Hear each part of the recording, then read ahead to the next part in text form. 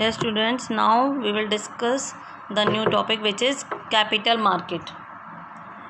Capital market क्या होती है? कैपिटल मार्केट वो मार्केट है जिससे कि हम मीडियम टर्म या फिर लॉन्ग टर्म के लिए फंड्स रेज कर सकते हैं.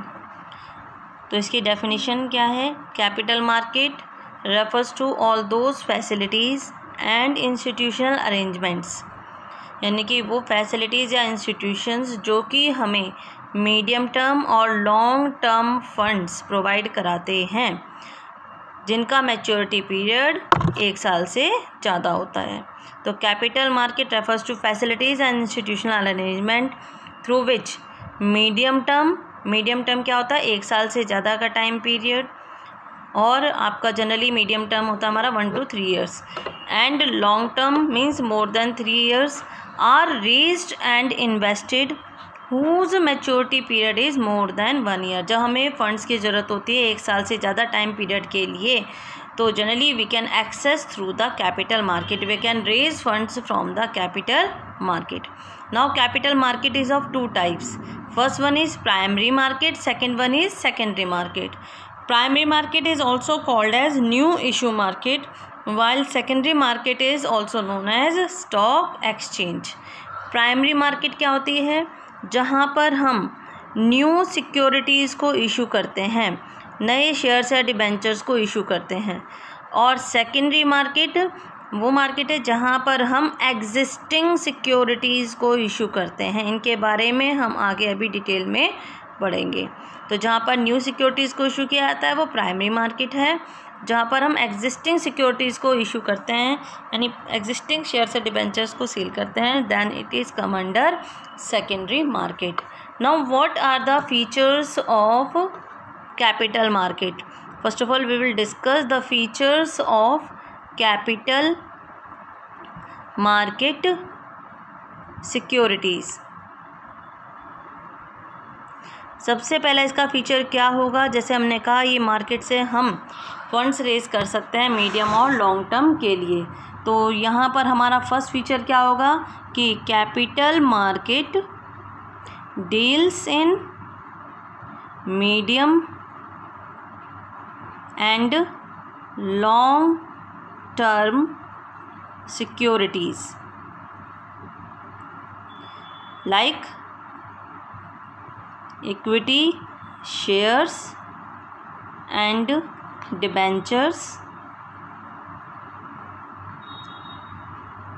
which requires less financial outlay. outlay means investment, कि जहाँ पर हम जो है हम शेयर्स या डिबेंचर्स को इशू करके लॉन्ग टर्म या मीडियम टर्म के थ्रू फंड्स के लिए फंड्स रेज कर सकते हैं. सेकंड, कैपिटल मार्केट हमारी क्या होती है? कैपिटल मार्केट में जो भी हमारी सिक्योरिटीज़ होती हैं, these are generally less liquid. Less liquid का मतलब क्या होगा कि इनको हम जल्दी से कैश में कन्वर्ट नहीं कर पाते. क्यों नहीं कर पाते? Because a share may not be actively traded, क्योंकि ज़रूरी नहीं है जब हम अपने शेयर्स इशू करना चाहते हैं, बेचना चाहते हैं, तो हमें बायर आसानी से मिल जाए.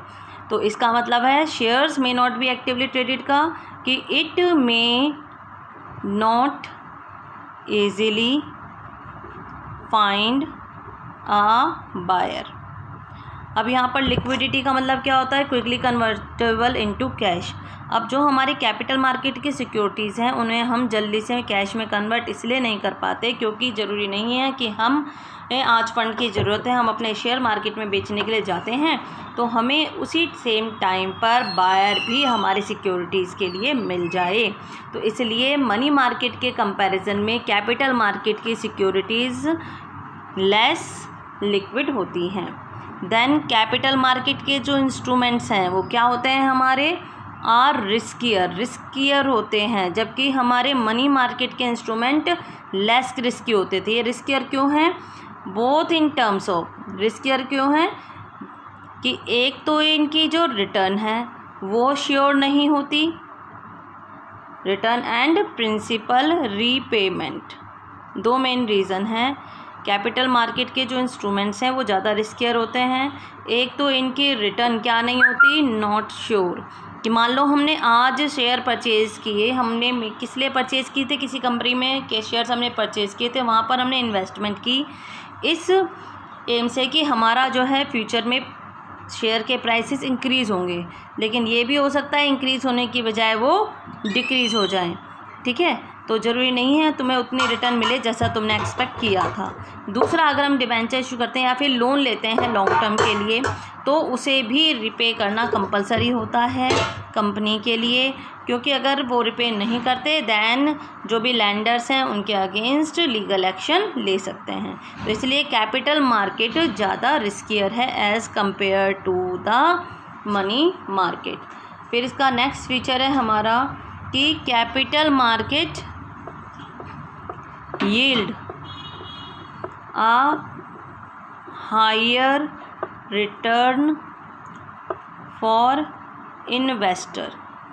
अब इन्वेस्टर्स जो भी हैं हमारे कैपिटल मार्केट में जो पैसा इन्वेस्ट करते हैं उनको रिटर्न ज़्यादा मिलती है as compared to the money market instrument. Money market instrument में टाइम पीरियड कम होता था, लेकिन यहाँ पर हमारे पास टाइम पीरियड क्या है, ज़्यादा है, बड़ा पीरियड है, लॉन्ग टर्म के लिए पीरियड है। तो जब हम इन्वेस्टमेंट लॉन्ग टर्म के लिए करते हैं then it will give us higher return on the investment.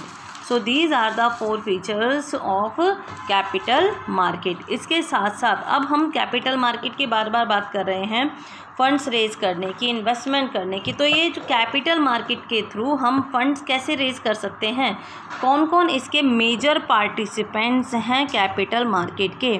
So major participants of capital market are, first है हमारे कॉरपोरेट एंटिटीज़,